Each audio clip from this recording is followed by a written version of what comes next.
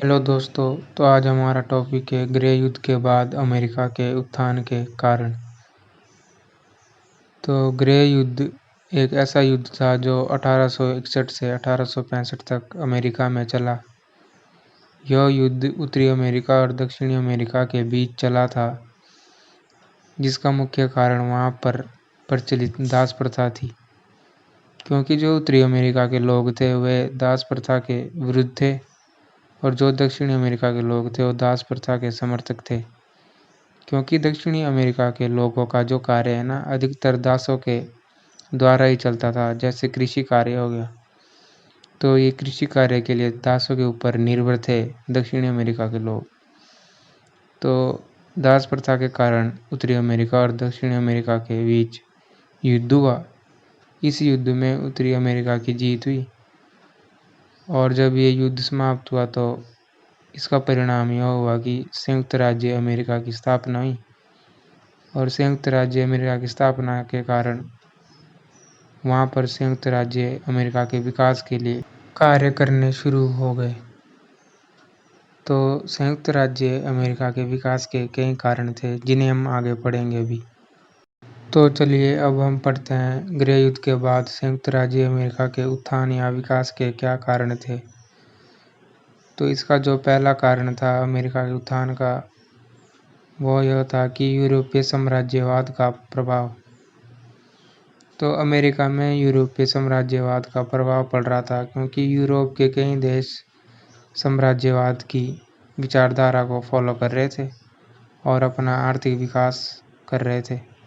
जिसके कारण अमेरिका ने भी अपनी साम्राज्यवादी नीति को अपनाया और अपने आर्थिक विकास की ओर ध्यान देना शुरू कर दिया। तो दूसरा कारण था अमेरिका के उत्थान का अमेरिकी लोगों में श्रेष्ठता की भावना।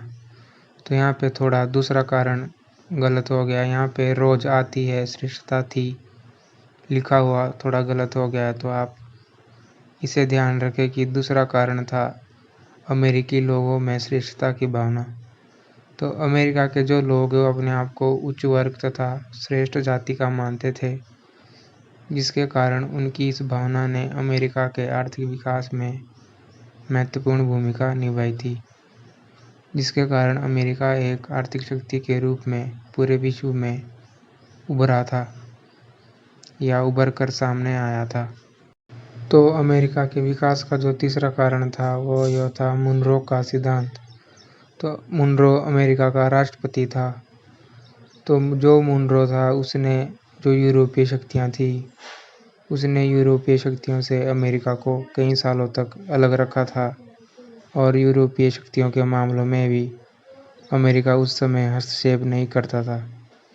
तो अमेरिका के जितने भी राष्ट्रपति या शासक रहे उन्होंने इसी सिद्धांत को फॉलो किया, जिसके कारण अमेरिका विश्व में एक आर्थिक शक्ति के रूप में उभरा था और उसने यूरोपीय शक्तियों के मामले में हस्तक्षेप करना या रुकावट डालनी बंद कर दी, जिसके कारण अमेरिका इन यूरोपीय शक्तियों के साथ नहीं उलझा और उसने अपने आर्थिक विकास की ओर ध्यान देना शुरू किया और वह एक आर्थिक शक्ति के रूप में उभर कर सामने आया था।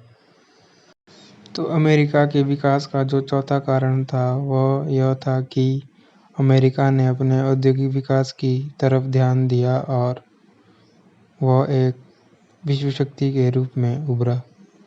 तो अमेरिका के विकास का जो पांचवा कारण था वह यह था कि अमेरिका ने अपनी नौसैनिक शक्ति, समुद्री जो जंगी जहाज होते हैं उनका निर्माण किया और अमेरिका ने अपनी नौसैनिक शक्ति में विकास करना शुरू कर दिया था।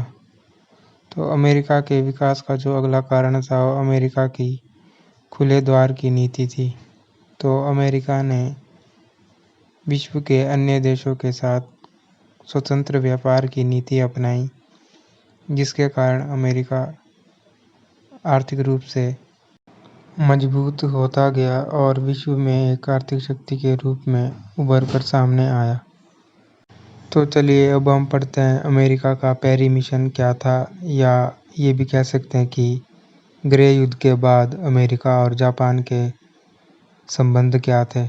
किस तरह अमेरिका और जापान के बीच संबंध स्थापित हुए थे, इसके बारे में अब हम पढ़ेंगे।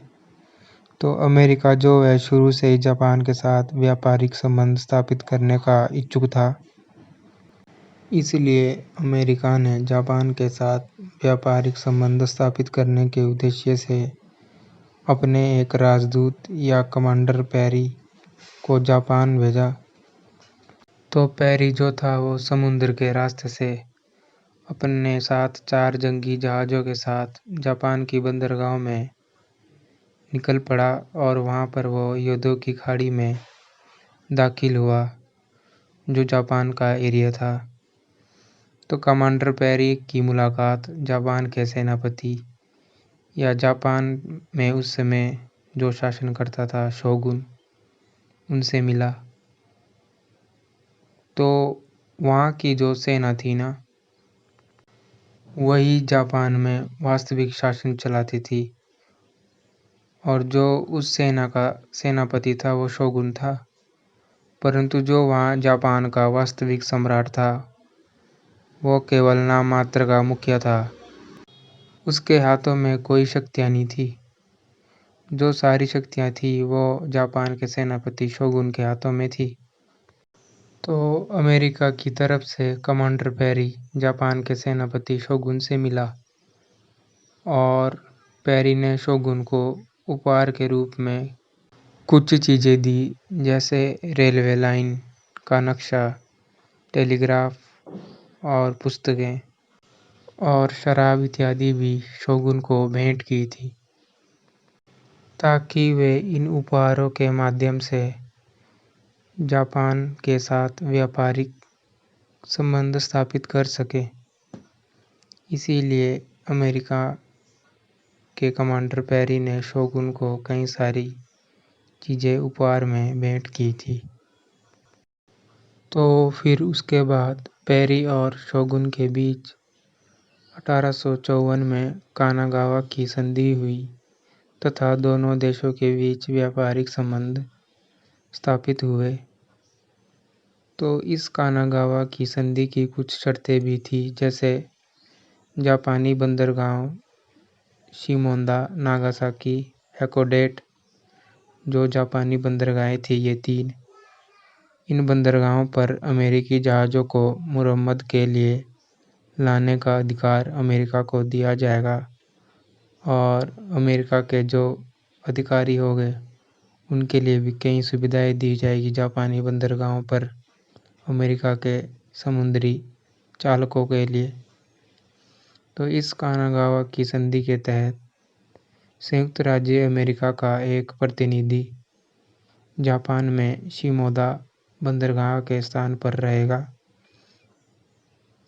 और इस संधि के तहत एक और शर्त यह भी रखी गई कि यदि अमेरिका का कोई समुद्री जहाज जापान की बंदरगाहों में नष्ट हो जाता है या उसका एक्सीडेंट हो जाता है तो उसकी मुरम्मत तथा उसमें जो यात्री या जो अमेरिकी नागरिक होंगे उनकी सुविधाओं का प्रावधान जापान के अधिकारियों द्वारा किया जाएगा तथा उनके रहने खाने पीने का इंतज़ाम भी जापान के अधिकारियों द्वारा किया जाएगा। ये सब शर्तें इस संधि में रखी गई थी अमेरिका के द्वारा जापान के लिए कानागावा की संधि में। तो इस प्रकार कमांडर पेरी ने अपनी समझदारी से अमेरिका के व्यापारिक संबंधों को जापान के साथ जोड़ने में महत्वपूर्ण भूमिका निभाई थी। तो दोस्तों, कैसा लगा आपको हमारा ये हिस्ट्री का टॉपिक, कमेंट करके ज़रूर बताएं और आप स्क्रीनशॉट भी ले सकते हैं। आपको समझने में और ज़्यादा आसानी होगी स्क्रीनशॉट के माध्यम से, ताकि आप नोट्स बना सकें।